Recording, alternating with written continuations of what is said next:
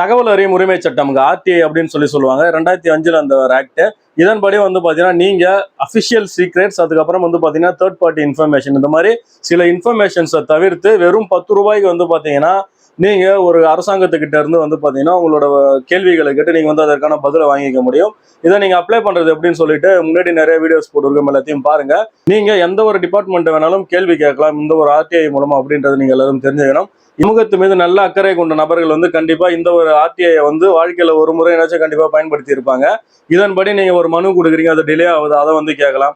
ஏதாவது ஒரு funds allocate பண்ணியிருக்காங்க கவர்மெண்ட், அதை கேட்கலாம். ரோடு போடுறாங்க, அதுக்கு வந்து எவ்வளோ வந்து அலாகேட் பண்ணியிருக்காங்க, அது மாதிரி வந்து பார்த்தீங்கன்னா எந்த ஒரு விஷயத்தை வேணாலும் நீங்கள் இந்த ஆர்டிஐ மூலமா வந்து கேட்டு உங்களுக்கான பதில்களை பெறலாம். நீங்கள் ஆர்டிஐ ஃபைல் பண்ண 30 நாட்களுக்குள்ள வந்து பார்த்தீங்கன்னா அதற்கான பதிலை வந்து அந்த ஒரு டிபார்ட்மெண்ட் கொடுத்துடணும். ஒரு வேளை கொடுக்கல அப்படின்னா நீங்கள் அவங்களோட அப்பிலேட் அத்தாரிட்டிகிட்ட போகலாம். வெறும் 10 ரூபாய் தான். நீதிமன்ற வெளியே போஸ்டல் ஸ்டாம்போ அல்லது அவங்க அரசாங்கத்துக்கிட்டே கூட நீங்கள் நேரடியாக போய் காசை கட்டிட்டு நீங்கள் உங்களோட கேள்விகளை கேட்டு அதற்கான பதில்களை வந்து நீங்கள் பெறலாம். இதை நீங்கள் வந்து இப்போ ஆன்லைன்லேயே வந்து பண்ணுறதுக்கான நிறைய வசதிகள் வந்துட்டு. இதில் நீங்கள் தெரிஞ்சுக்க வேண்டியது, நீங்கள் வந்து அப்ளை பண்ண 30 நாட்களுக்குள்ளே வந்து பார்த்தீங்கன்னா உங்களுக்கு அவங்க பதில் தரணும்.